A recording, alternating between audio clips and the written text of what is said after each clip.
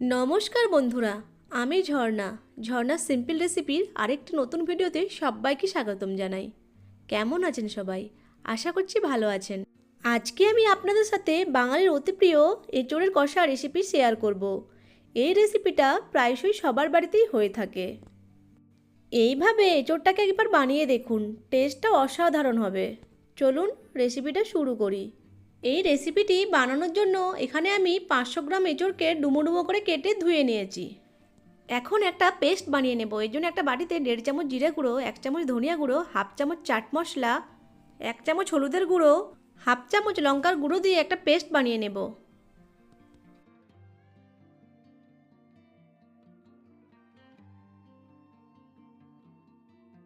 এরপর একটা কড়াইয়ে জল দিয়ে তাতে 1 চামচ লবণ, 1 চামচ হলুদের গুঁড়ো দিয়ে জলটাকে ফুটিয়ে নেব।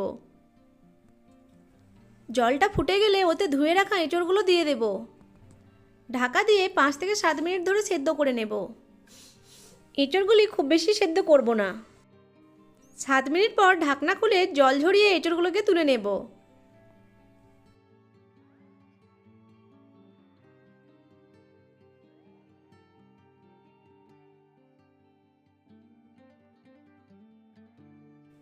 এরপর একটা কড়াইয়ে তেল দিয়ে তেলটাকে গরম করে মিডিয়াম আঁচে এঁচোড়গুলিকে হালকা করে ভেজে নেব।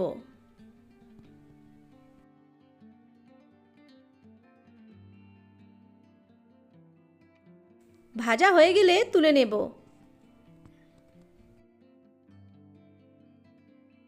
এরপর ওই কড়াইয়েই একটু বেশি পরিমাণে সরষের তেল দিয়ে তেলটিকে গরম করে নেব। গরম তেলের মধ্যে 2টো তেজপাতা, 2টো দারুচিনি, 2টো এলাচ, 2টো লং এবং 1/2 চামচ কালো জিরা দিয়ে দেব। এখন একটা বড় সাইজের পেঁয়াজকে স্লাইস করে কেটে গরম তেলের মধ্যে দিয়ে ব্রাউন করে ভেজে নেব।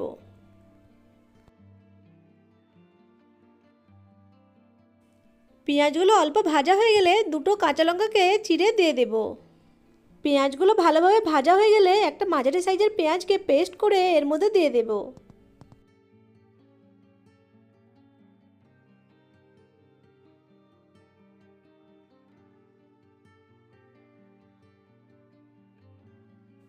পেঁয়াজটা কষানো হয়ে গেলে এর মধ্যে 2 চামচ আদা রসুন বাটা দিয়ে আবারও কষিয়ে নেব।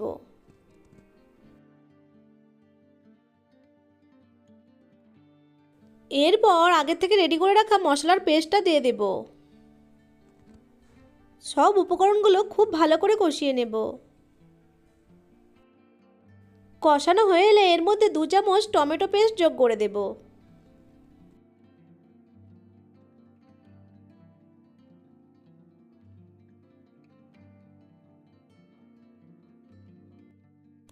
এখন মশলার মধ্যে ভালো করে ফেটিয়ে রাখা টক দই 4 চামচ যোগ করে দেব।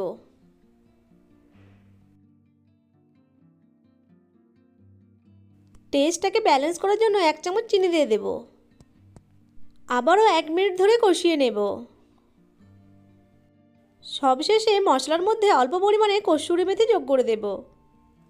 এটা অপশনাল, আপনারা চাইলে স্কিপ করতে পারেন। যেই পর্যায়ে মশলাটি থেকে তেল ছেড়ে দেবে ওই পর্যায়ে আগে থেকে ভেজে রাখা এঁচোড়গুলো দিয়ে 1 মিনিট ধরে নেড়ে চেড়ে ভালো করে মিশিয়ে নেব।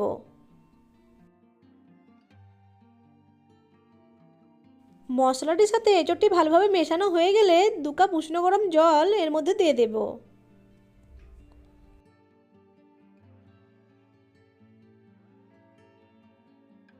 ঢাকা দিয়ে মাঝারি আঁচে 4 থেকে 5 মিনিট ধরে সেদ্ধ করে নেব।